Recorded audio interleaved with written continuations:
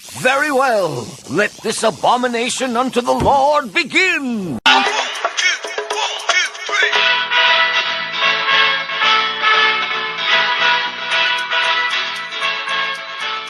So this comes in on like whatever note that we're. Okay, so do you want to like count down? Well, no. 5, 4. Stop. 3. Stop what you're doing. Okay, yeah, sorry, Wayne's World joke that nobody can see. Yeah.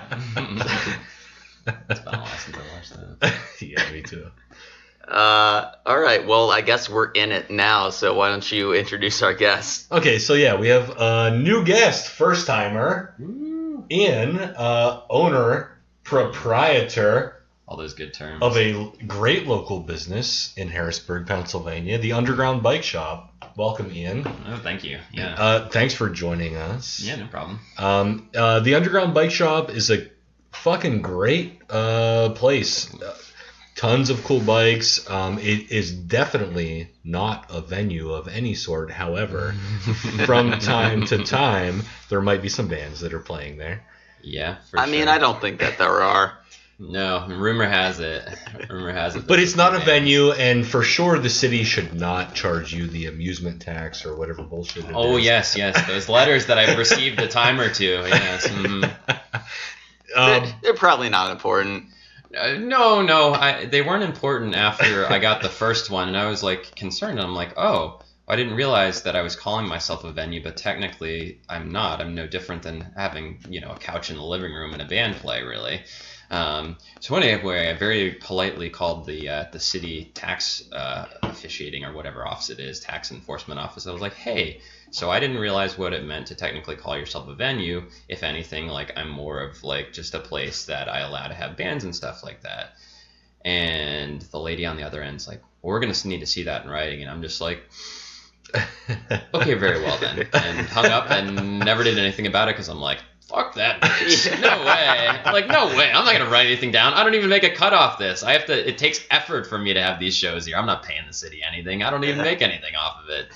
So yeah, they sent me out another letter and I haven't heard anything since. It's been months. So I think they've realized that I don't care and I'm not going to pay it.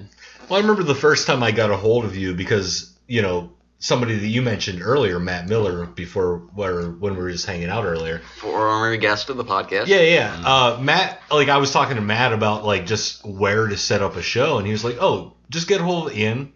If he has the date open, he probably will do it. Yeah. So I got a hold of you, but I didn't really understand exactly how you were doing it, so I had questions. Sorry if I was annoying. But I was like, do you take money? Do you want money? What will you pay bands or whatever? Yeah. And you don't pay anybody. You don't take money. You just allow people to kind of use the space, which is awesome. Yeah, sort it out amongst, it may be a suggested donation at the door, and then the band sort it out amongst themselves, usually giving most of it to the traveler. And I mean, I've done 2 shows at the bike shop now, and it's been pretty successful. So yeah. I feel. Oh, go ahead. Sorry. No, you can go ahead. I was just gonna say. I feel like if I can get 20 or 30 people out to see my shitty band and a couple other good bands, that's a success in my mind. Yeah, and it's a really cool space. So. Yeah, the nice thing about the location is that unlike a lot of places in the city, we're a standalone building with off-street parking that's not a residence. And 30 feet to the closest residence, which is a retirement home, so they don't hear super well anyway. Yeah. But I mean, we've had screamo death metal bands in there, and you go outside, and it's basically no louder than me talking. I remember that show. It was terrible. Yeah, there's been several shows that have been quite terrible in my opinion, but I like country music, so wait, are you fucking serious? I like older Johnny Cash and okay, well that's more not legit than just saying I like country music. No, I say it because it's funny, but not I don't really like the bastardized pop that is today's country music. Gotcha. Just a big fan of tractors, you guys. I did grow up restoring vintage farm equipment with my grandfather. Oh, and now I feel like an asshole. Oh, actually, no, that's where I developed that music taste. The only radio station that would come on this old radio that he kept in the barn was AM 1000, which in Dillsburg and Carlisle and Shippensburg is the classic country station. So we didn't have much of a choice. That's the only radio station we could listen to, and he already liked the music, so I just developed a taste for it. Oh, my God. Yeah. When when I worked in Aberdeen, the warehouse I was at, it was way the fuck out in the sticks. And so the only radio station that you could pick up, besides like AM talk radio, which is not great at like 1 o'clock in the morning, if you weren't aware, was like country music. And so I have heard that goddamned "If I Could Buy a Beer with Jesus" song around 9,000 times. Yeah. There's some pretty terrible country music out there. Well, there's some pretty terrible versions of every music out there, but there's horrible iterations of just about every genre. My phone is ringing. Good Lord, who could? Oh my gosh! It better be fucking important. It's somebody bicycle related. I better take this. Okay. Hey George, what's up? Yeah, do it. Well, listen I'm doing pretty well. Yeah, I'll be open tomorrow. Yeah.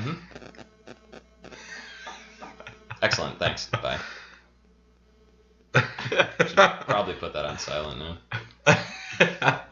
So, visit the Underground Bike Shop in Harrisburg, Pennsylvania for all of your bicycle and other cycle needs. You did come here on a unicycle, so I don't want to... True. It's true, yeah. Yeah, it throws people off when you unicycle, and it really throws them off when you unicycle through the snow. Yeah, particularly when it's like 3 degrees outside. Yeah, 3 degrees, that darn Arctic vortex. So, actually, like, how long has the bike shop been there? Because I remember seeing, like, a Penn Live article, like, oh, new bike shop in Harrisburg, and I was excited because that didn't really exist before. But how long have you been doing that?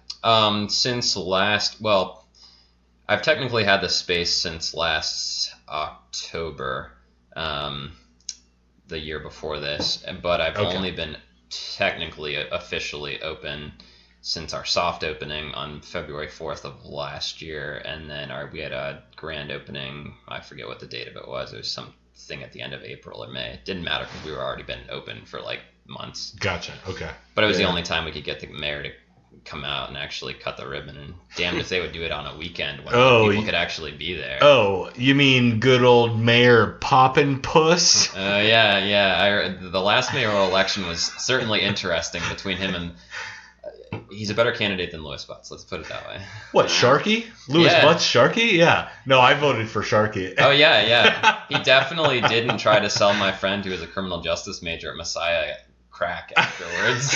Dude, I was downtown at McGrath's one time, and Louis Butts was just going nuts. He was high on cocaine, and he was talking about how if he became... This was probably 10 years ago. He was talking about how if he could become mayor, what he would do is he would divide... He had a plan that he devised where the entire downtown sector of Front Street and 2nd Street, he could turn it into a NASCAR circuit. He wanted to have a racetrack downtown Harrisburg. Well, I mean, they freaking already... My friend who was actually later became the police chief for Lower Allen Department, worked at, and still does, I believe, work at Messiah College as one of the security people.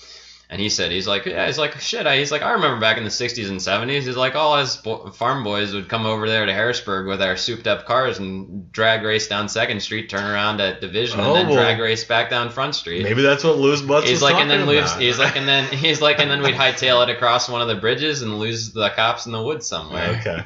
Yeah. But I do that now, and suddenly I'm a threat to society and killed a man.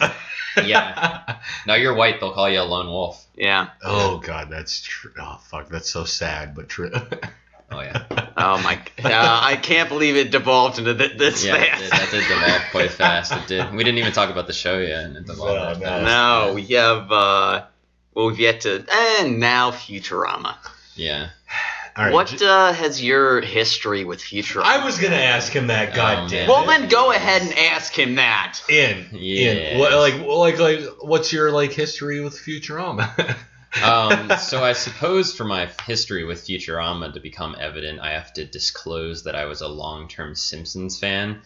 And then following The Simpsons, after probably season 10 or 11, when things got somewhat repetitive, I took a hiatus and then eventually came back to some of those more fun, enjoyable cartoons. And South Park's all right. It's a little crude. Family Guy, they just say all the references. Like, they have to spell it out for you like you're a moron.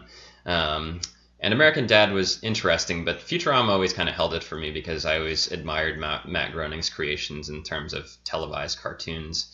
And so Futurama kind of captivated my attention because it wasn't limited. Not saying The Simpsons is limited, but it is in a certain sense limited to somewhat realistic grounded. things. It is more grounded. I mean, it's crazy to call The Simpsons grounded, but relatively, it is. Yeah. And I feel like that's why after 10 seasons, X hundred, if not thousands of episodes, you start to run out of ideas, and it makes sense. Sure, I mean, you any can show only would. go so any show would. There's only so much you can do to create storylines when you've already created so many. Yeah. And especially for as varied as those storylines were, because it was like one storyline. It's like, okay, yeah, we're gonna start farming tomatoes in this radioactive soil, and so you bring up all these topics, and you can only overlap them so many times before people are like, man, they've really run out of ideas. What are they gonna do now? Yeah. There was something that Mike Scully had said in an interview for The Simpsons where they made sure for The Simpsons at its core is it's a family sitcom, basically. It was like, All in the Family or Cringe, The Cosby Show, where it is essentially, it's the titular Simpsons living their lives, but the way that he put it, we had to make sure that there's something every episode that justifies this being animated. Otherwise, we could just get fucking people Dan Castellaneta and Julie Kavner on camera playing Marge and Homer. Right. And Futurama to me is the that's running to the deep end of that. Just like, oh, you want things to be animated? We'll show you it's gonna be goddamn animated now. Exactly. Yeah. Everything in this show, you couldn't do anything in Futurama live action, and they actually did weird live They tried action. to do a live action Futurama. Well, somebody did it. I don't know who that was. And I would, first of all, everyone go and watch the live action Futurama episode that they did. But it's kind of creepy. It's weird. It is weird as fuck. It does not work. Yeah. See, I agree with you. So, we've got a bunch of friends or acquaintances who know that we do this podcast. Everyone was sending me the link for that. I watched it. I saw it. It's fucking weird, and I don't think I liked it, to be honest with you. It didn't work for me, I don't think. I'm glad that somebody tried it. Oh yeah. I'll credit the creators of that, and I admire their tenacity to make that work, but it's awful. It's just bad. It shouldn't have happened. See, I agree. And everyone else was like, oh, this is fucking amazing. Yeah. Live Futurama. I don't know. I don't think it was... See, it's funny. I'm just still thinking in my head that's what my friend said about heroin. He's like, I'm really glad I tried it, but didn't like it. It kind of made me sleepy. Is your friend still alive? Oh yeah. Oh, yeah, he's definitely still alive. Okay, yeah, gotcha. He said he would try everything twice if he liked it. Okay, yeah. So how all right? So it seems to me through talking before the recording and now, you're definitely a big Simpsons fan. You mentioned earlier that you've got all these books about each episode. Yeah. I wonder if Futurama does that. I don't know if they do or not. Because I'm a big history person. I like to look into the history of things. Okay. I do it with songs too. Yeah. I've looked into it. The only book that I know Futurama has been referenced in is it's actually a Christian values book. Oh, interesting. They cite... What the fuck is this? They cite the episode Godfellas. Mm. Oh, okay. One of the best episodes. Yeah. Which you weren't there for. Oh, Yeah, I think my fucking grandfather died. Thanks for reminding me. Yeah. Yeah. You really could have used it that weekend. Yeah. Sitting in the funeral parlor like, oh, God, I wish I could record that podcast. Yeah. And then Bender and the little people. Oh, God. You're like, he's more broken up than we expected. Yeah, that's a good point. Yeah. So anyway, you were saying before I... Well, okay, I guess the point of my line of questioning was, did you get on board with Futurama right from their start? Or no. where did it come in for you? I think where Futurama came in, because again, I'm like, I'm very adept and well versed in the Simpsons history, but as far as Futurama's history, I'm not as well versed. I think it wasn't like I immediately switched over when I became disenchanted with the Simpsons to Futurama. It was more like life got too busy for me to watch episodes of The Simpsons anymore, so I just stopped doing that. Okay. And then later, when I would have a little bit of free time or whatever and was just flipping through the channels, if Futurama was on Comedy Central or Cartoon Network, I would watch it. Okay. So, Yeah. how familiar are you with it? Like, have you seen... Oh, I've seen pretty much every episode. Okay. I Gotcha. became a more dedicated fan where I actually watched it more consistently. Not on a consistent basis, but saw, enough of it repetitively to where I got through most of the episodes. Yeah, okay. Do you have, off the top of your head, do you have a favorite episode of Futurama?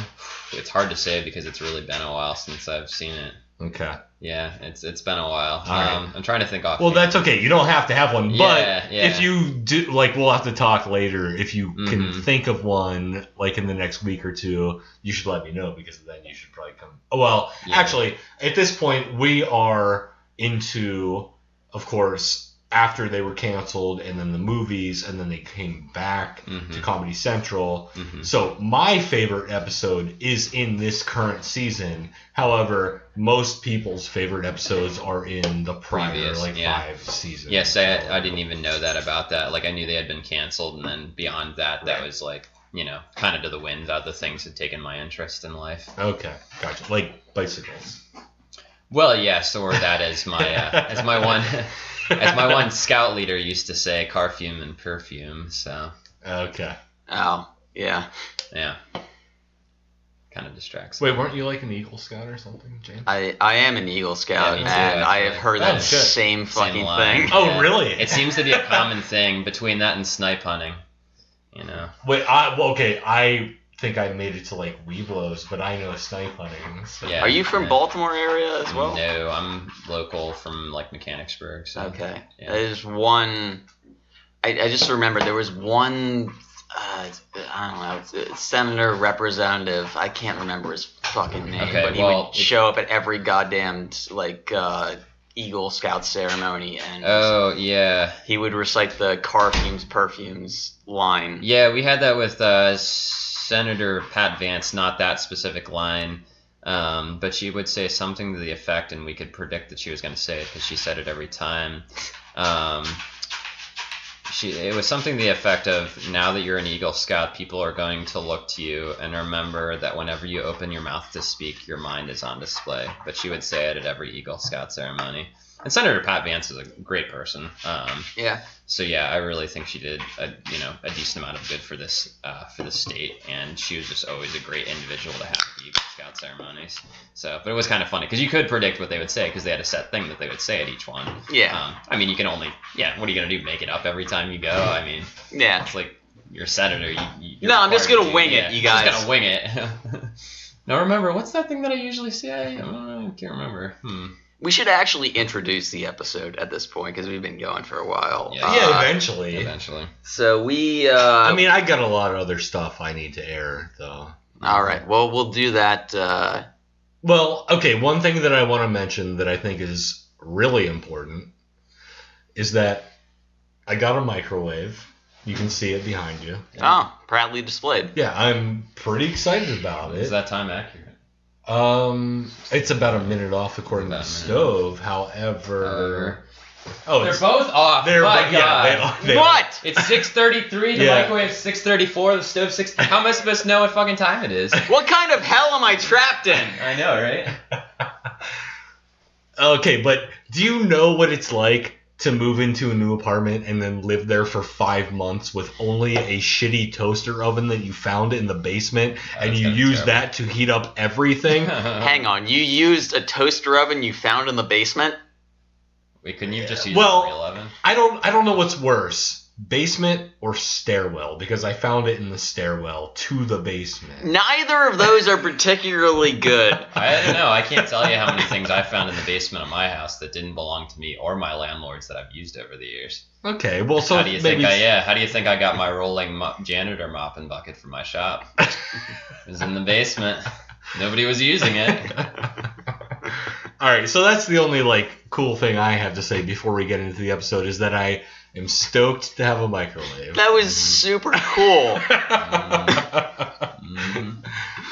Okay, announce the episode, Jay. Yeah, we're talking about Attack of the Killer App, written by Patrick M. Verone, the 3rd episode of Season 7, and I did not write a synopsis for this. Oh, what the fuck, dude? Yeah. All of a sudden, Dave doesn't show up, and you just feel like you can... Not right, a synopsis. Yeah. Yeah. Should I just wing one right now? Yes, please. Yeah, that makes sense. All right. Improvise. Come on. Okay. Make Matt Besser proud. Matt Besser. Yeah, because we're gonna be on Earwolf eventually. Clearly. Where his Improv for Humans podcast exists. Yeah, no, I'm going to be Scott Aukerman's protege here. Yeah, exactly. Okay, let's see. At the release of the new iPhone, Spelled EYE. spelled EYE, Yeah. Bender and Fry engage in a competition to see who can get 1 million followers on Twitcher first. But, unbeknownst to Bender, Fry realizes that Leela has a hideous butt boil that sings and exploits it to get more followers Temporarily.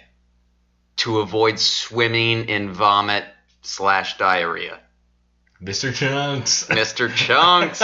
Because Okay. apparently a tie means that nobody has to do the punishment. Yeah. Is that what happens, or? Well, they do tie, so True. Yeah, they tie, so they basically, well, man, I can say how long it's been. Who is the guy with the Rasta hair again? What? Oh, Hermes. Yeah, Hermes. Yeah. Yeah, he's like, oh, it's a tie. Okay, neither of you have to do the thing that the loser would have to do then. but I actually think that we should make you improvise the synopses every episode from now on. That was good. It was good. That might be funny Yeah, if we do that. but that was a good one. I still do a better job than Jeff if I just improv it. Fuck Jeff. Fucking Jeff. When we start out, they're doing the e-waste or the e-recycling thing at City Hall. Yeah, yeah. And I love the Japanese toilet that they throw away. But I have a question. What was the impetus for them throwing all of their devices away? I didn't know if there was a reason why they all gathered. Why were they doing that? Yeah, I mean, it was like our modern day electronic waste recycling, where I know, like, when I was going through the school system in Mechanicsburg, every year there would be like, I think, one electronic waste recycling event type thing where, like, it would be held at a school. Oh, I see. It would be held at a school, and they would have, like, a semi-tractor there, or a semi-truck and trailer, and you would just take all your, unwanted electronics that you kept because it was environmentally conscious of you to do such, and you would recycle them at this time. So it would be like batteries and, computers and all that kind of stuff, printers. And so it would just be this 1 or 2 times a year that you could take it to a collective location. So I think they're expanding upon that concept by having an entire town do it. Okay. Gotcha. Yeah. This episode is also probably around 9-10 years old. So I think when I was reading a little bit about it, it came out in like, oh fuck, now I forget, but it was like 2010. I want to say it was 2010. Okay. Yeah. Yeah, it was around then, I think. Okay. Yeah. But they made the Japanese toilet aside. They make kind of a good point when the Planet Express crew flies to the quote third world Of the Antari star system. Yeah, correct. But yes, the third world. Yeah, it really is somewhat tongue-in-cheek for the reality of, electronic abuse and the fact that all of our used electronics do wind up shipped in one way or another to the third world, where they're processed very dangerously, usually in cooking pans that wind up being used to cook food, so that God. they can smelt out lead and I didn't know gold that. and other things. Yeah. Well, yeah. and I made the note, the way that they characterize the aliens there is like, is this racist or is it actually just appropriate because we do ship all of our used electronics Third world to countries. to Southern Asia, where children paid slave wages are forced to mine out valuable metals. Yeah, I mean, a lot of it's Africa, too. Yeah. That's where you'll find a lot of these shipped. And we see those aliens forcing their children to find, would they say, like, look for the shiny. Find the shiny, yeah. Find the shiny, and all of the ash, the fly ash of burning electronics. And they're all just like coughing and crying, but like they want to find it. They want to make their dad proud. Yeah, no, I mean, as much as the show is farcical in a sense, it's quite an accurate assessment of the reality, exemplified and kind of exaggerated, of what happens to our waste. I mean, obviously we're not loading it on a spaceship and shipping it out to another planet, but essentially for how out of sight and out of mind the reality of what happens is, we might as well be doing that. But okay, so then like the next beat of the episode is that they get back to the Planet Express building. Mm-hmm. After their starship has somewhat been stripped. Yes, and Ian brought up a very good point. Yeah. They tore apart the Planet Express ship. How the fuck did they get back is what Ian said while we were watching. Correct. I mean, Bender was three-quarters of the way dismantled. Yeah. As they're speaking. But seriously, how did they get back? I have to believe at a certain point off camera that because Leela told them, like, this isn't a junker, we're not here to take that. They had to have, like, But they fucking demolished it. It was gone. But it could be. It was basically the frame. It could be on this. I feel like with this show too, that part of it is you get this license to joke, and so you don't have to. You're already in a show that completely doesn't follow reality. So you don't have to explain stuff like that. Or it could have been just done farcically, like, oh, they've already dismantled half the ship, but not really. They were just messing with us. I think it's just things off camera that we're not seeing. Like, just destruction is funnier. Yeah. So we're just like, we get the shot of them just like they've dismantled the ship, and we miss the part where Leela rigidly tells them all to put the ship back together. Right. And then they also rebuild Bender. Yeah, apparently. Because he's 40% chromium or whatever it is. 40% chromium. What is chromium? It's an internet browser. I know. I've had to delete it several times. Hey, at least it's not Internet Explorer. Oh. Don't you mean Microsoft Edge? Which is the new version. Oh, is it the new version? Yeah. Is it less susceptible to widespread hacking? No, it's more susceptible than ever. Oh, that's good. That's good. Yeah, I do get where. Yeah, like any show, you can't show everything that happens. Yeah. So yeah, there is that. But I mean, who wants to watch that? I don't want to watch them reassemble the ship. That's not as funny. Yeah, we'd love to see Homer fall down into the gorge, but we don't want to see the massive hospital procedures he has to go through. Right, exactly. Yeah. Okay, exactly. you fucking Simpson nerds. Stop talking about things I don't know about.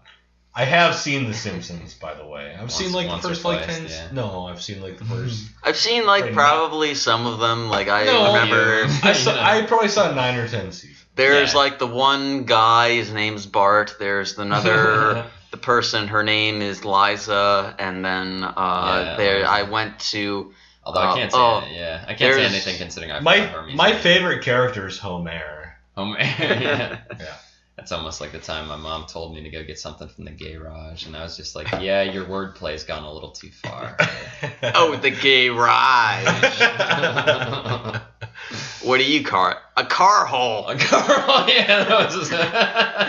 Is that another Simpsons joke? Okay, go fuck yourselves.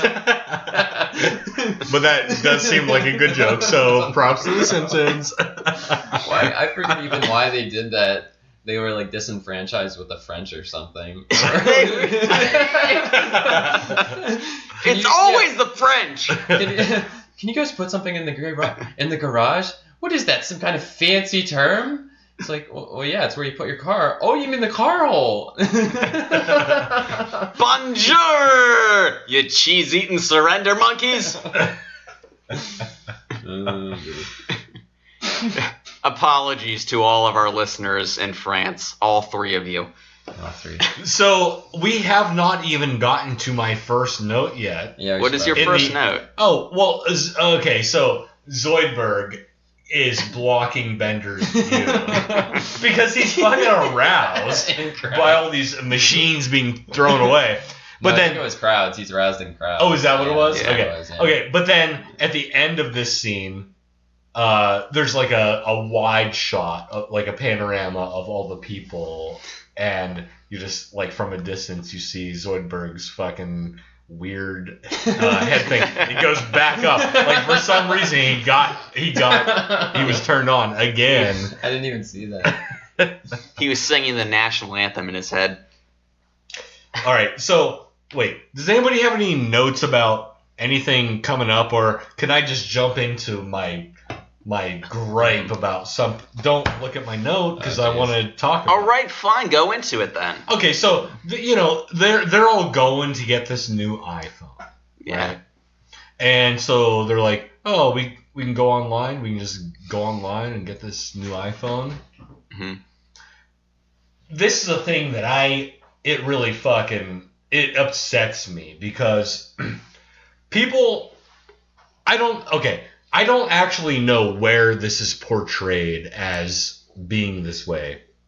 It seems like it's like mostly old people or, I don't know, maybe TV shows or something, but people will use the term online to mean getting into a physical line at a store. Yeah. It's like, I'm supposed to be at the underground bike shop at 4 p.m. to be online to get my new bike.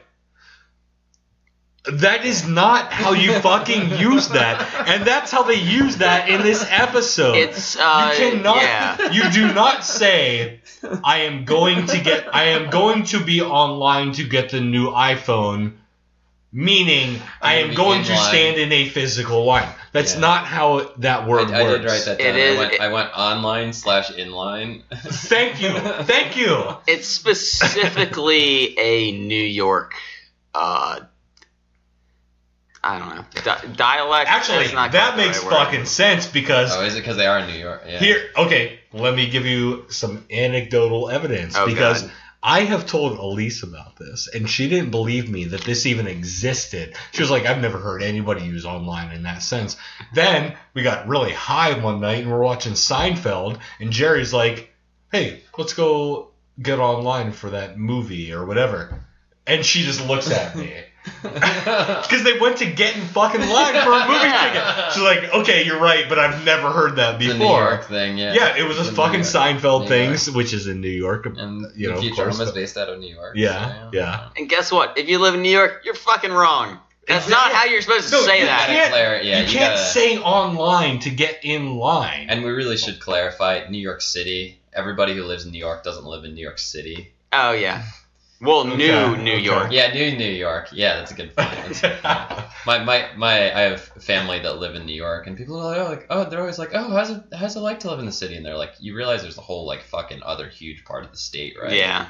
Like there's all New York's not even New York City's not even a capital. It's like Albany. Well, although we're in fucking Harrisburg, and everybody thinks that Philly's the capital. That happens all the goddamn time. Yeah, I hear that all the time. Yeah. Yeah, somebody was just saying last night that they got into a pretty serious argument with somebody to make them actually. Wait, they didn't believe it? They didn't believe that Harrisburg was the capital of Pennsylvania. Like, they were told, and they just didn't believe it. Yeah. Somebody that I hadn't seen for a while from college was at the Little Amp show last night. Okay. And he was saying something to the effect, he's like, I got in this serious argument with somebody who didn't believe that Harrisburg was the capital of Pennsylvania. Like, I literally had to go online and show them. Shit, sorry. Puns. They did actually go online, like, onto the internet. Oh, God. Yeah. Although, if you want to hear another horrible Simpsons episode reference, it goes back to when Mr. Burns first opens up the new power plant. And it's the episode where Homer has these, like, massive panic attacks back to when he found this decomposed body in the quarry. But anyway... what are you doing in my corpse hatch? Yeah, exactly.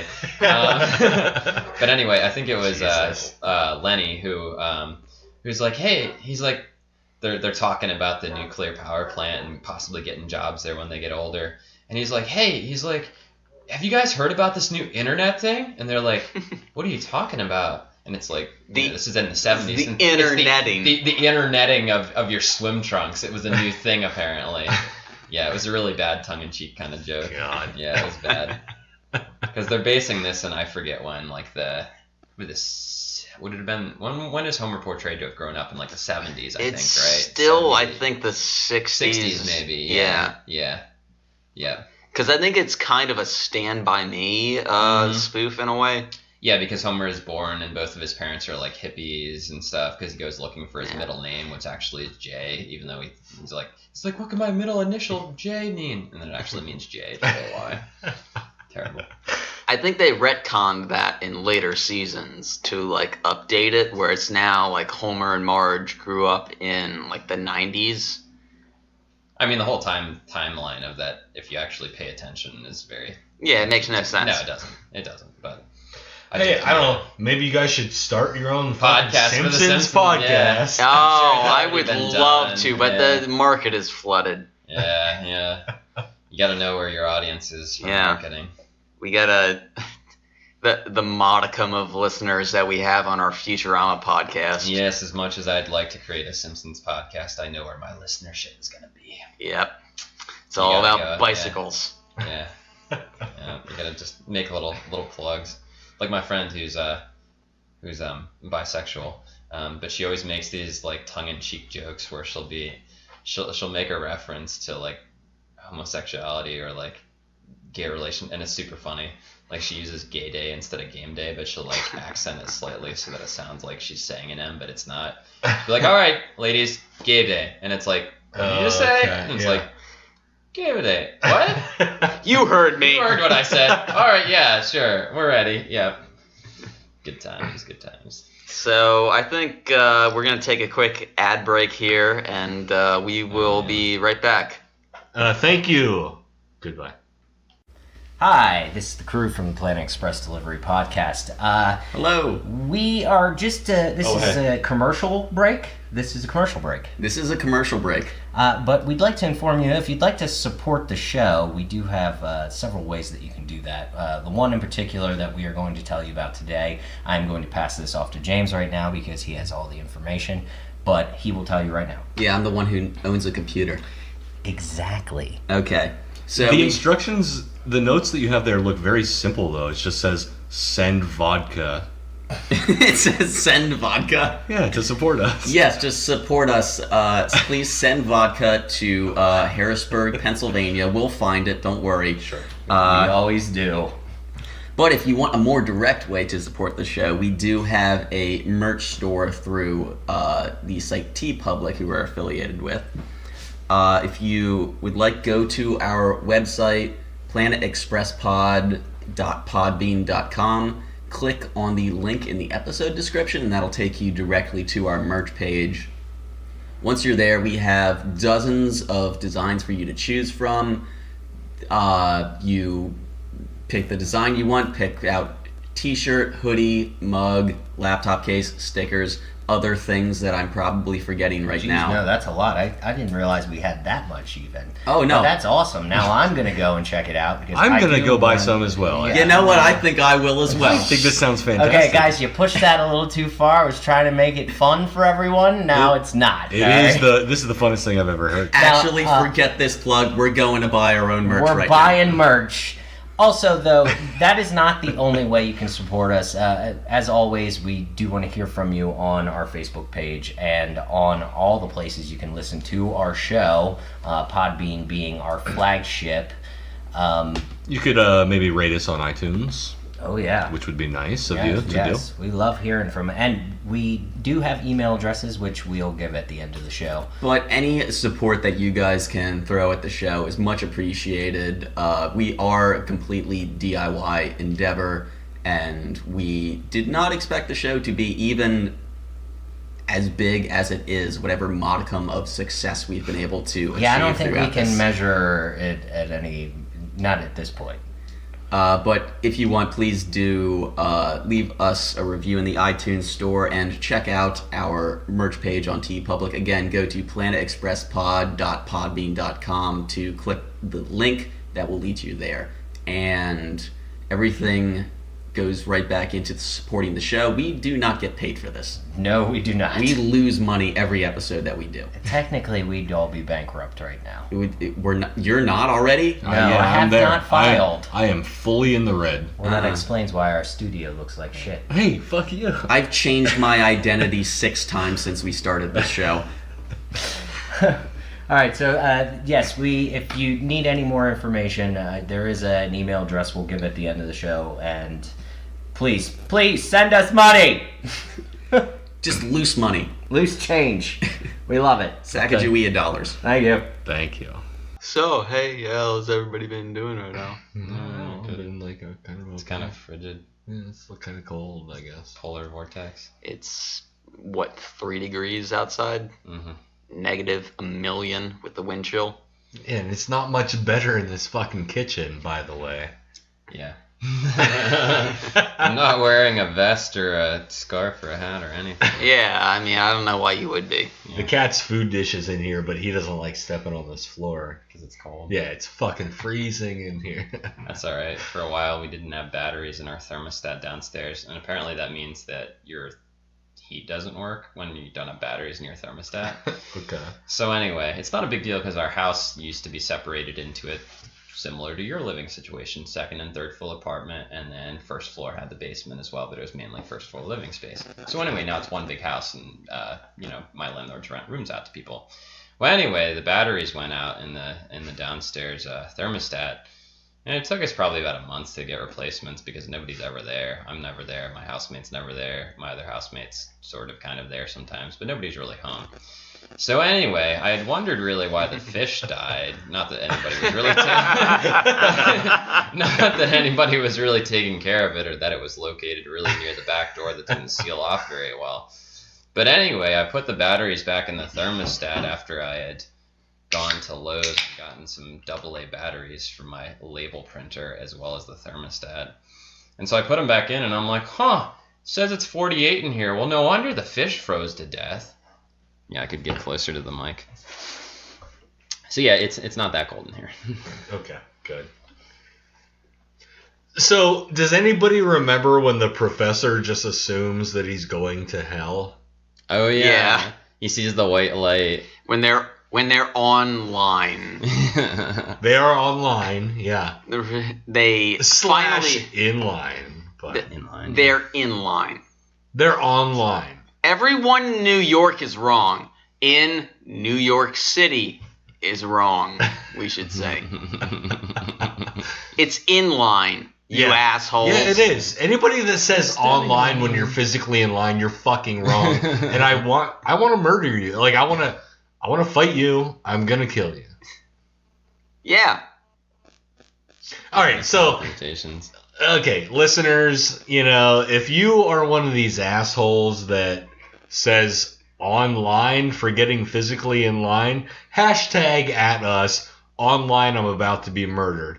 For all of you people that are correct and know that you can't say online for when you really mean inline, hashtag inline, I'm going to heaven. Mm-hmm. Excellent. Okay, nice job. So anyway, okay, good job, James. The professor is going to hell. Yeah, apparently. It's actually a pretty good line when they finally see he sees yeah. the light of the iPhone store. I don't know. Mm-hmm. That's what it was. The Apple store. Mom's store. Yeah. The quote mom store. Mm-hmm. But he's just like, oh God, I'm going to hell. No, Professor, it's just the light from the store. Yeah. And this is where we get the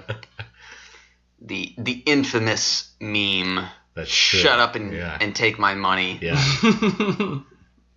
As he then inserts the iPhone into his eye receptacle. Yeah. And shoves the ear and nails the earpiece in through his eardrum.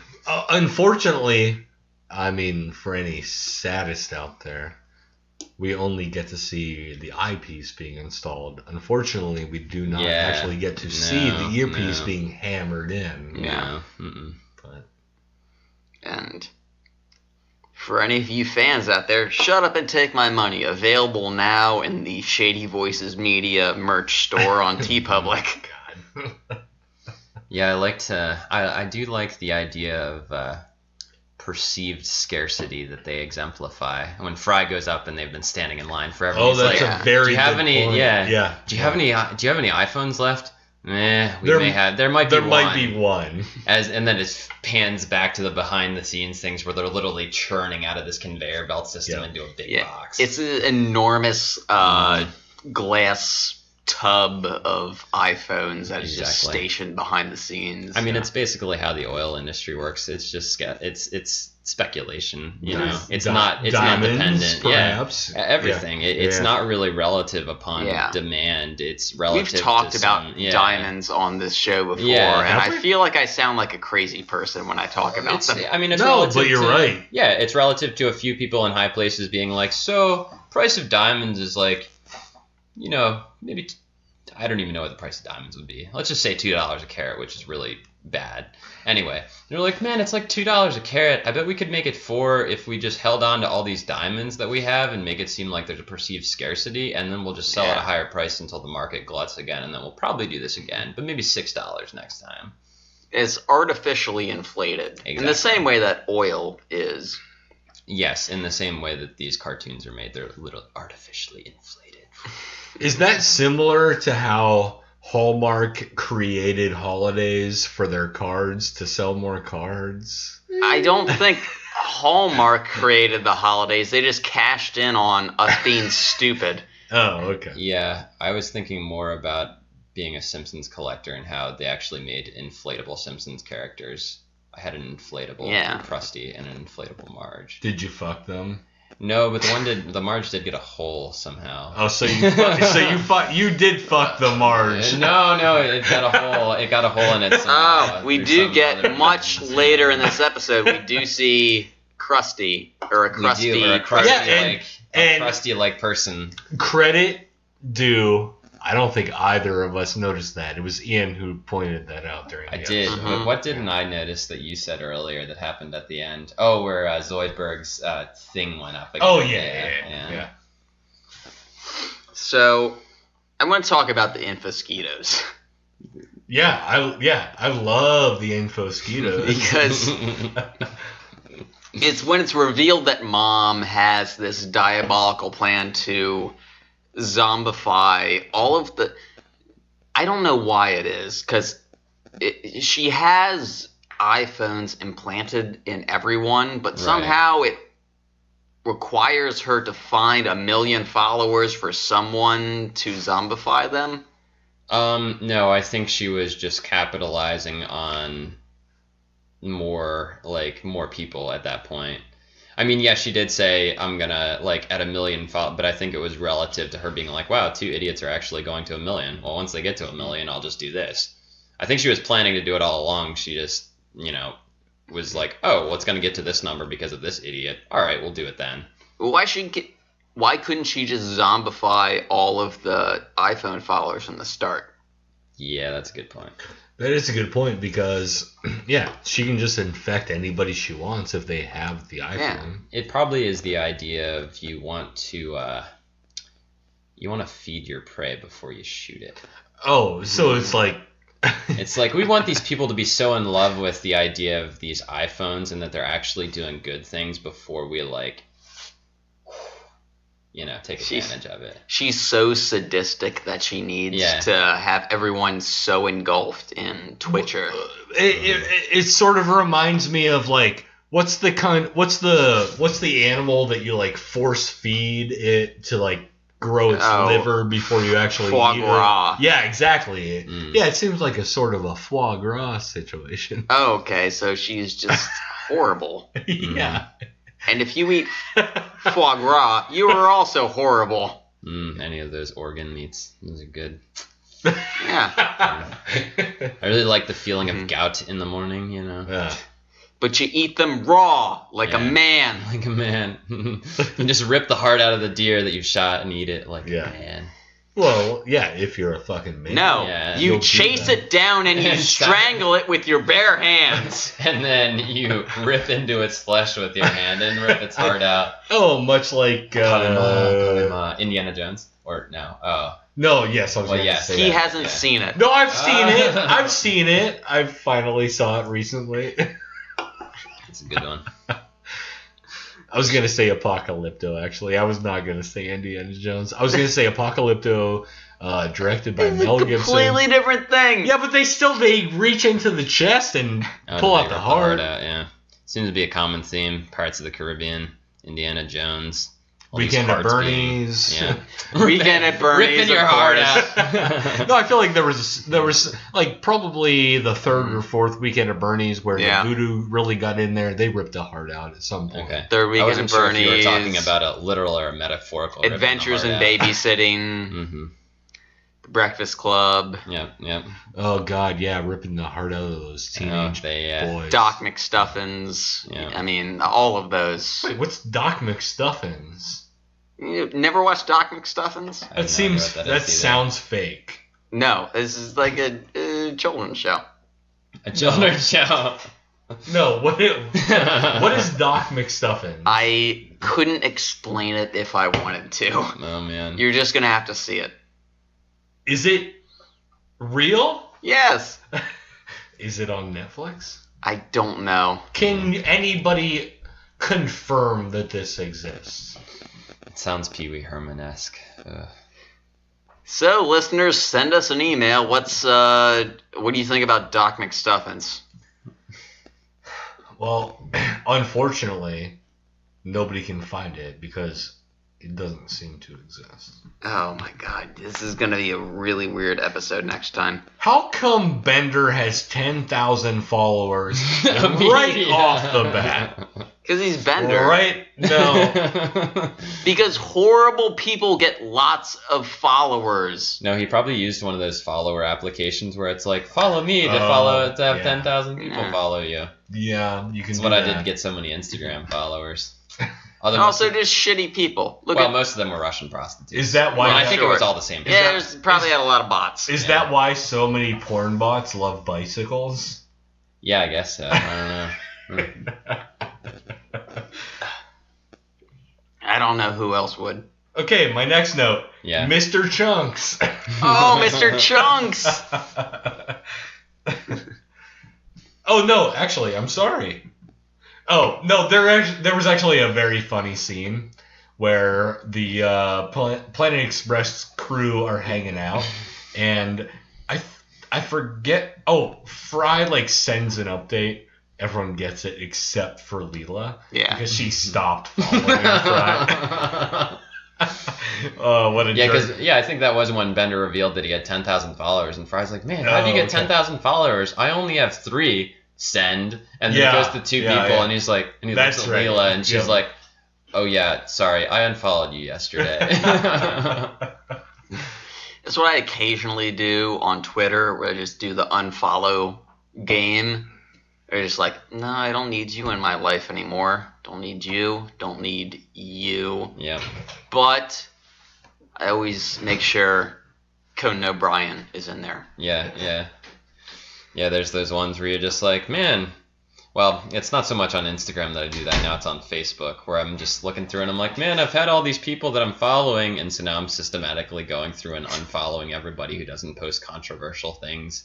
Yeah. That's what I use Facebook for. It's such a cesspool of advertisements that I just use it for people who comment on like things that I maybe should be influenced or not influenced or should be knowledgeable about. Yeah. So then I do my own research afterwards. But yeah, that's what I keep Facebook for. Instagram's more that funny, like, oh yeah, that's kind of funny. Although there are some ones where it's where I have people that I follow, and I'm like, I go through regularly and cleanse my Facebook or my Instagram palette, so it's only things I want to follow. And there are people like, man, why do I follow you? Oh yeah, because you occasionally post something that's funny. Is it worth it? Well, yeah. Yeah, alright, fine. Yeah. And then it goes to the next round. I don't know. I always get that. Well, with Facebook specifically, that's just like, because it's people I know, and it's like, you're my friend, but you need to shut the fuck up. Mm-hmm. This is not good, whatever you're doing right now. Yeah, my goal of any social media is to be funny mainly. I just post things that I think are going to be humorous and don't really bring up any controversial topics, because if you want to ask me about that, we can talk about it at the bar. I'm not going to rant and rave online. Yeah. Nobody cares. So follow Ian Morrison on social media and everything. You'll see lots of pictures of tortoises and bicycles. Oh, the famous tortoise. Yes, Belle, the famous tortoise. Yeah. Love of my life. Although she's technically my daughter, so yeah, that doesn't quite work. So we haven't talked about technically your daughter yet. Well, not technically. I treat her as the daughter. Oh, okay. We haven't talked about the bet yet. No. No, we haven't. Fry and Bender have a gamble as to who is going to have to swim in vomit and diarrhea. Yeah, depending on who can get to 1 million followers first. 1 million followers on Twitcher. Twitcher, yes. Mm-hmm. Yeah. To which Fry is losing horribly. Well, he starts with 59 followers. Meanwhile, Bender starts... Well, I think when the bet starts, Bender actually has not 10,000, but 50,000 followers. Yeah, on and it jumps up very fast. I thought Fry only had like 37 or something. Well, Fry it goes down, keeps going down. Yeah. He posts, what was it, 56 something political. Oh, my political views. My political and he views. spells political P-L-I-T-C-L-E. He spells it wrong. Yeah. And then Bender posts a video of Amy doing the same thing in lingerie, and it gets like thousands. Like it gets like 500,000 likes. Yes. Yeah. The man knows how to get likes. Although he's technically a robot. Although he is a masculine robot, so I don't know how No. Yet, you know what? He's got his pros and his cons. You can't fault the man for one thing or another. The robot for one thing or another. For one thing or another. But he also... I wrote it down because I think Mike had brought it up that it's not enough that Fry is going to end up swimming in vomit/diarrhea. Bender also adds in liquid arson hot sauce. Oh, yes. Yeah. Yeah, he's just pouring this liquid arson sauce in there. Yeah. I can't believe that isn't actually a hot sauce somewhere. Oh, I almost guarantee it is. Have you ever seen that thing on YouTube, Hot Ones? Yes. Where they have like comedians or musicians like eating 12 hot wings they get from basically like not hot to hot. Yeah. There is one in there that's called do you remember that time when I thought that I was ordering a single bag of spicy potato chips on Amazon. They were called Blair. And you ordered a crate of them? Yes, I did. Yeah. Yeah. It turns out I was charged $45 for a giant box of 40 bags of the spiciest chips that I've ever eaten. Well, anyhow, there are. Okay, what were they called? Arsons. What was it called? With the chips or the hot sauce? Your chip from the episode, or your hot sauce. I'm liquid sorry. arson. Arsenic, not arson. Okay. Well, the chips that I got were Blair's Megadeth with Liquid Rage. So yes, there are probably a hot sauce of some sort based on that. If there's not, we should probably do that. Isn't Liquid Rage a drug? It's got to be some kind of. Who knows? I don't know, but you guys wanted to smoke some of that crack, that Liquid Rage. Liquid Rage. Don't bring attention to it. Just gets me really angry. I honestly don't understand the appeal of that, of just like being really angry. Just being able to eat like hot things. Oh, like, never why is that a point of pride? Yeah. Oh, well, okay. I mean, do neither of you like spicy food, or do you? I like being able to eat things without having my mouth burn off. Burn off? Yeah, okay, I understand that. But I feel like, I don't know, I'm like getting old. I need a couple extra spices in there to be able to taste it. Gotcha. That's what it so you're just... That's all it is. It's just like, I'm not dead yet! Ah! I mean, look, I like spicy stuff, and I will eat something. If somebody is like, "Hey, taste this wing, it's gonna fuck you up," I'll just like take a little taste, I'll do a little dab. Little dab will do ya. Yeah. But I don't want to hurt myself. Like I'm not trying to eat the spiciest things in the world. No, I mean I'm not I'm there to have a meal. I'm not there to suffer. Yeah. That's how I think of it. I go to wing places and they're like, well, I'm like, so what kind of wings do you have? And they're like, well, we have mild and nobody seems to have fucking medium anymore. It's all like mild and then all these other flavors and then they go into the suicide level. Yeah. And it's just like, Midtown Tavern did that recently. Yeah, they don't have medium. No. So I go there and I'm just like, yeah, I'd like we have mild and we have ass destruction. Right, yeah. So I go there with I guess the last time that I went there was with my good friend Anna. Well, it wasn't the last time, but anyway, a recent time comes to memory where she ordered a dark beer and I'm like, can I have a Stella cider and some mild wings? And I was like, and she just looks at me and I'm you like, sounded like such a little baby. I know, and I'm just like, you know what? I don't even give a fuck. Like, I haven't eaten enough today. I need to actually be able to like process this food. I'll have a mild farina. Yeah. Well, what is I can't remember who is the captain in Futurama? That's Zach Brannigan. Yeah. I still remember the one episode where he takes Leela to the bar, and he's like, he says something. He's like, he describes this drink, and then he's like, and she'll have the fruitiest drink in the house, and then the waitress is like, oh, so 2 Shirley Temples. Yeah. It's something that. No, it's Bender.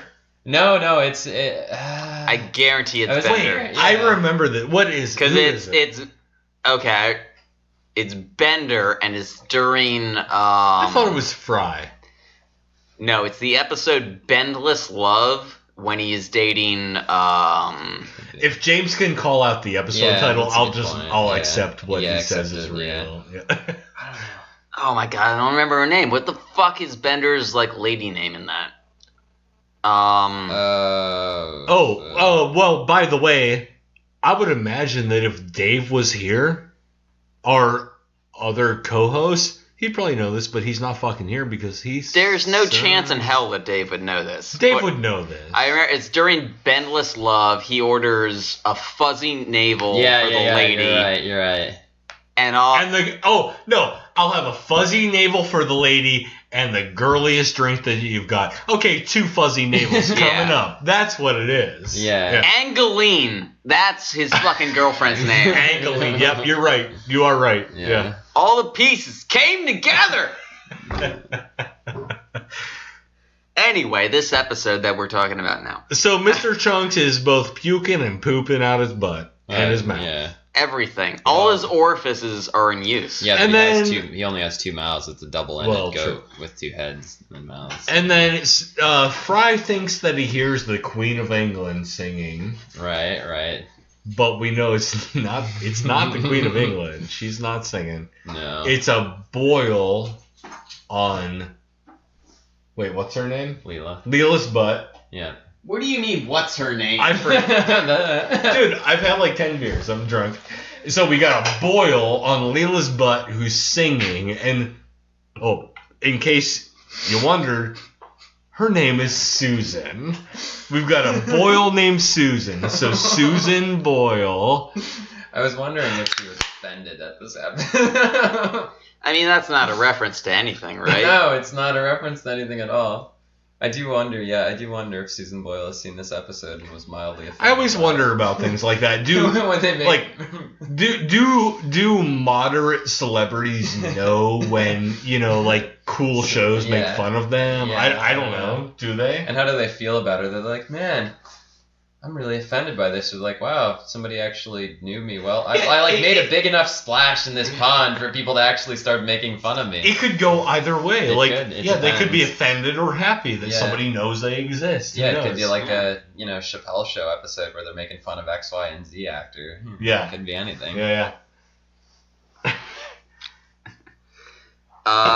Well, so then we get in. Well, go ahead, James. Well, no, Fry has found out about this and tweeted it out to all of his followers because he sort of stumbles upon the situation in the locker room, with Leela, and Leela's like singing with the Boyle named Susan, but Fry stumbles upon it. He makes a recording.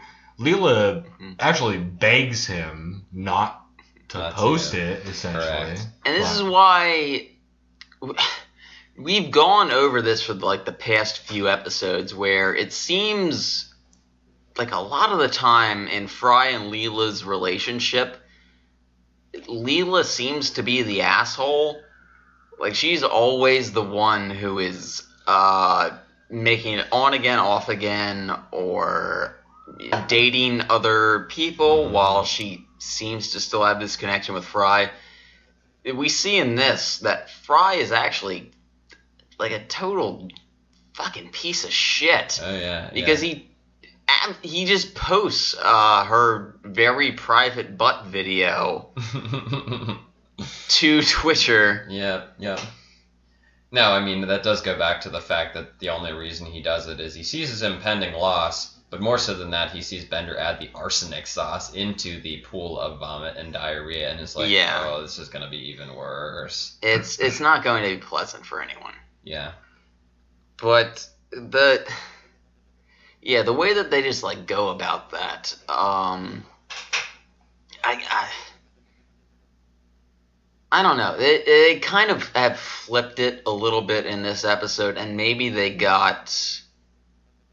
the writers got a little bit conscious of we're making Leela into more of a bad person than she actually is. Mm-hmm. And so we need an episode where Fry is the asshole again, because he's been an asshole before. Yeah. But we go from there, and towards the end of the competition, Mr. Chunks dies. Yeah. And I don't know what it is. I love the composition of this shot that they did when they kick Mr. Chunks into the into the hot tub. Into the hot tub of his own vomit. But it is just it's a pan up shot, and you just see Bender and Fry and Amy standing over him, and Bender just kicks Mr. Chunks into the. It's the stupidest thing to adore, but I genuinely love the way that they composed that shot. Whoever the fuck directed this episode, they did a good job. Wait, I could bring this up in my review at the end, my Slurmy. However, did we talk about when Fry falls off of Scruffy's shitty diving board? Not yet, no. He falls onto the side of the pool and then falls into the puke and vomit, or the puke and shit. Well, let's cut to that. Let's jump to that now, because yeah. After Bender and Fry tie in the competition. Oh, is this after? Okay. Fry decides that to alleviate the humiliation that Leela has already felt, he is going to, in any case, jump into the pool of diarrhea vomit and liquid arson sauce. And he's supposed to do a double somersault, which at first I was like, how the hell is he going to do it? Like, they're standing on the ground. They're standing on the ground next to the hot tub. And they're like, all right, well, if we're going to do this, whoever gets to 1 million has to do a double somersault into a pool of vomit. It's like, well, how the hell are you going to do a double somersault off of the ground standing right next to the... Yeah. But it made more sense once Scruffy puts the... it didn't even look very... like. I'm pretty good at carpentry, and I'm pretty sure that wasn't even a 2x something. It looked like a 1. It looked like a 1.5 or 1.5. No, yeah. It was something relatively... A 1.5 by 3.4. Yeah, something quite thin to support somebody's weight off the second story of a building to jump into a jacuzzi. Okay, yeah. I mean, granted, I'm not going to jump into a jacuzzi that's like 4 foot deep off of a second floor building anyway, but still, yeah. Okay, I mean, you don't know that. No, I don't know that. I do want to mention the fact that, Fry's attempts to sort of like make this okay. Like he says, he's gonna make a video based on the fact that Leela was embarrassed in the past, so he's gonna do the same or whatever. But like the thing is that Leela cares what people think about her. Right. But Fry doesn't. No. So, of course, he would jump into a vat of vomit and poop. Like, he doesn't care about that in the same way that Leela does. So, does his effort really mean anything? Or is it just sort of Fry being Fry?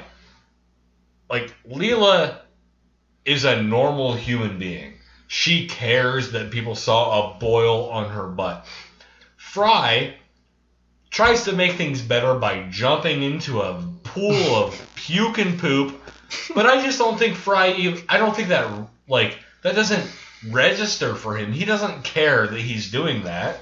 So it's not on the same level as what Leela went through. No. He thinks that it is. It did get 136 million views. Well, that's true. He has the best intentions, and it got a lot of views. It did get a lot of views. But just like Instagram, you watch those videos, and you're like, man, this video got like 1,000 views, and there are 2 people that actually liked it. Yeah. It's like, yeah. I don't want to be that third person that likes this video. No, that's not happening. Yeah. I don't know. I think that Fry had very good intentions, but I just don't know that. I don't know that the two things make. I'm drunk. I can't finish the sentence. That's good because I don't know where it was going. Okay, it's not going in anywhere. Basically, that Fry's actions don't necessarily negate what he did and how Leela felt as a result of that. Thank you, Ian. Yes, thank you. Something to that effect. Well, I think it is kind of... I mean, it's stupid, but it is kind of sweet that Fry tries to make up for his fuck up in such a publicized way.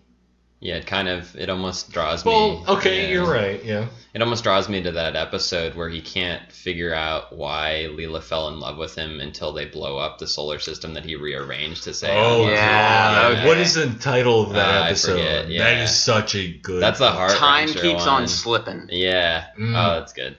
With the Harlem Globetrotters. These are the things I titles, know. Yeah. Time keeps on slipping. Yeah, that's a great episode. Yeah. I could have a master's degree if I didn't know all of this shit about Futurama. Well, you got all this. I feel like Yeah, you got all this stuff slammed up in your brain. I feel like we got to get this out of there. We each have random things that we focus our attention on. Most of my brain is just taken up with trivia from the show Lost. Okay, yeah. I don't know anything about anything else, but I know everything about Lost. Nice. So we Lost. we did see him for a minute in this episode when he was installing the diving board. Yeah, we saw Scruffy. But we missed. What was Scruffy doing the entire time that they were? Explain to Ian why this is an issue. Okay, so you haven't been on the show before, but Scruffy is the janitor. Right. We always want to know what he's doing while the rest of the Planet Express crew is off doing their own thing. Mm-hmm. Because he seems to live a very full life, honestly. So it's just... He's normally maybe like cleaning toilets, or reading zero-G jugs, or maybe like plastering up a wall that the professor blasted through from using a doomsday device. Who knows? But there's also times that he will ride into the Planet Express building on a llama and then slap it and say, "Get back to Paraguay." So we don't know what Scruffy does for most of his life. So what I don't know. What do you guys think Scruffy was doing when he wasn't installing the diving board? Oh, who knows? Could be literally anything. Well, shit. I mean, Scruffy. I'm just gonna I'm gonna be a little pragmatic. I think maybe he was putting some duct tape on a pipe in the boiler room. Like that thermal wrap muffler stuff. Oh yeah. Heat activated. You know. Not the typical WD-40, but the what'd you say? Lubricant. The lubricant W. For those of you who didn't know, if you ever decide to use WD-40, it's a solvent, not a lubricant, so it will strip lubrication away and exacerbate your problem in the long term. But WD-40, the company, does make lubricants, so don't get the two confused. Sure. Yeah. Sure. Mm-hmm. All right. I'm gonna say lobster fishing. Lobster fishing. Yeah. For what? So he's trying to kill Zoidberg? Or who hasn't tried to kill Zoidberg? Yeah. Okay. But you know what? You can do anything. Let's see what happens. I don't know. Well, reading zero-G jugs. That's always the one that everyone picks. And you think nobody listens to our podcast? Well, guess what? About 40 people every episode pick zero-G jugs on Twitter, so I feel like we got some listeners.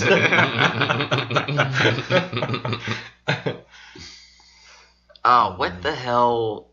You know what? He probably got an iPad. Oh, he probably...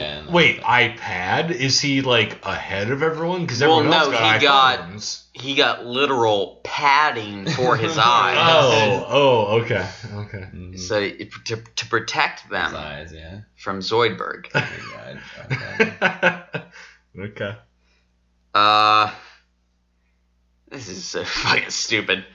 Do you guys have anything else from the episode before we move into Slurmies? No, we're at Slurmies. You go first. So that Ian knows what's going on. But I did explain it to him. Alright, so we rate every episode on a scale of 1 to 5 Slurmies. You can do decimals Are you or familiar whatever. with Slurm? Okay, good. That's all you need to know. Alright, so I'm not a huge fan of this episode. I think Okay. it's satirical, but it's way too topical for a Futurama episode. I think so much of the appeal of this show and science fiction in general is that it's a play off of a certain foible of modern culture. But I think that this is way too direct and way too on the head. So, that being said, there are a handful of funny parts. Mr. Chunks is definitely one of the best. Mr. Chunks is great. Yeah. So, I'm going to give this 2 Slurmies. Wow. 2. Okay.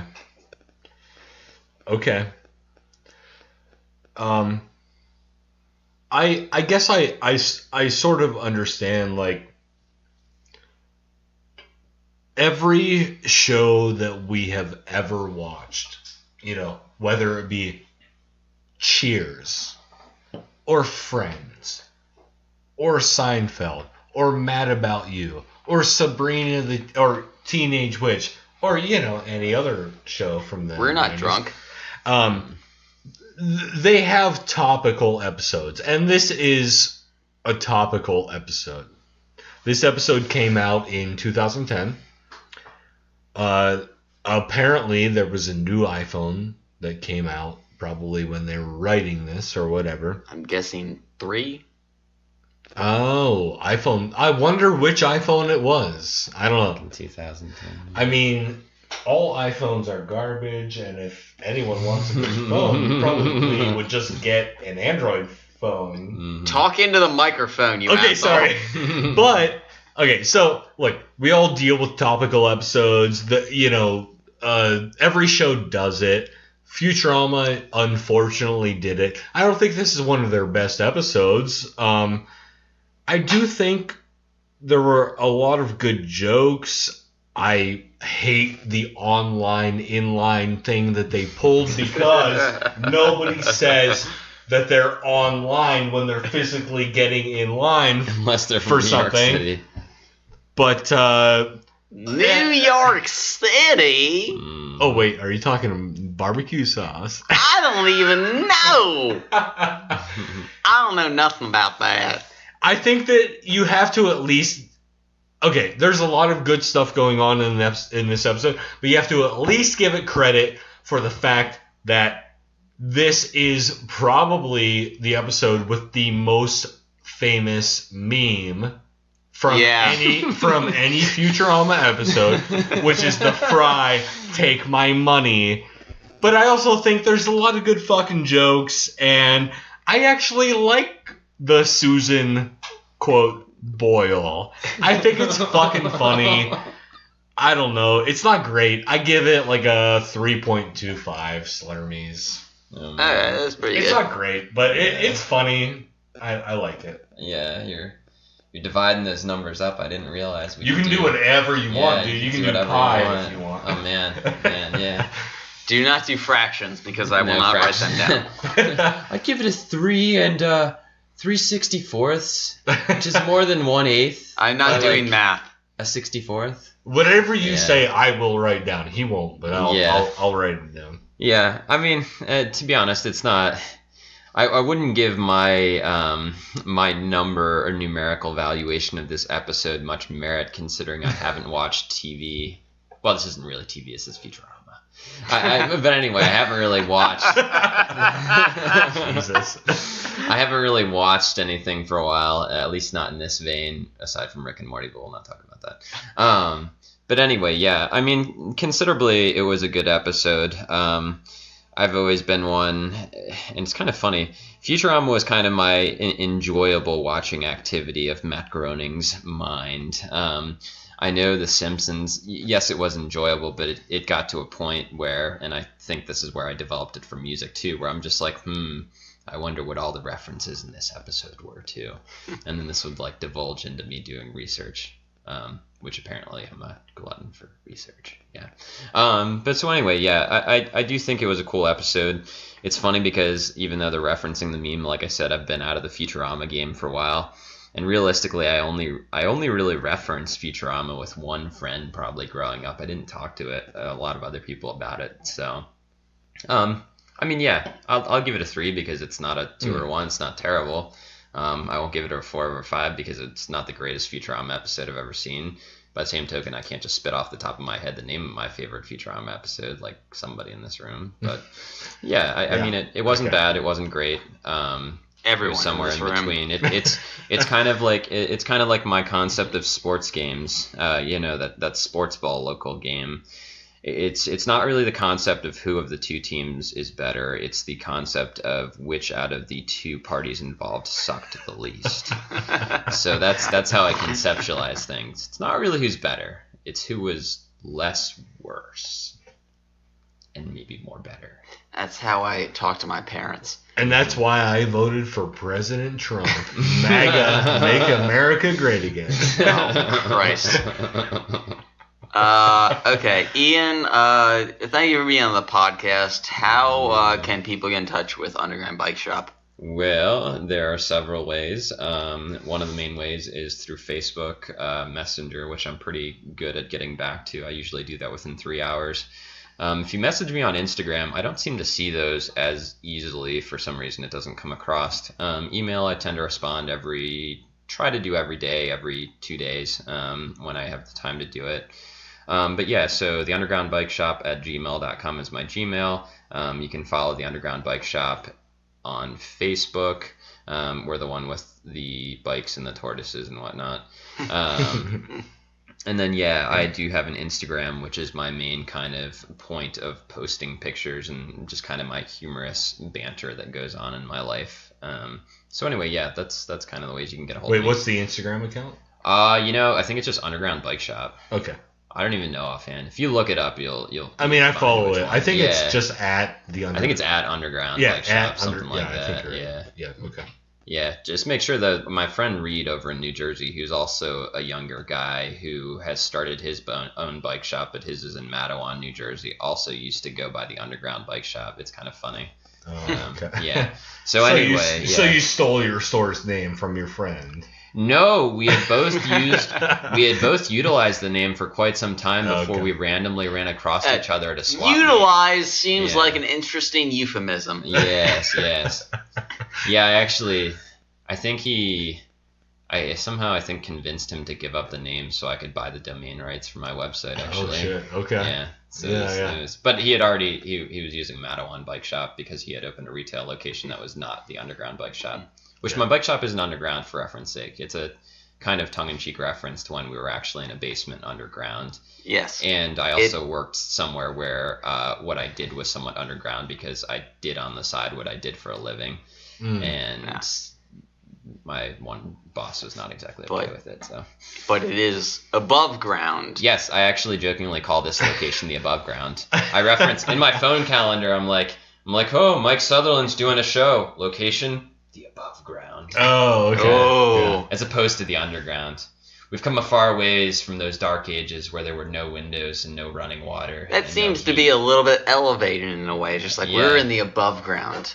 Yeah, we have heat, running water, bathrooms. I don't have to take a shit in a bucket anymore. It's really nice. Oh, nice. Yeah. Ha! Suck it, Philadelphia. Yeah, I miss those days. I should invest in this. What do you call it? Bathroom? Yeah, bathroom. I just got a bucket over here. Yeah. Seems exorbitant. You got to do it though. If you do it the right way, as I learned. Wow, I was about to say something really prejudiced.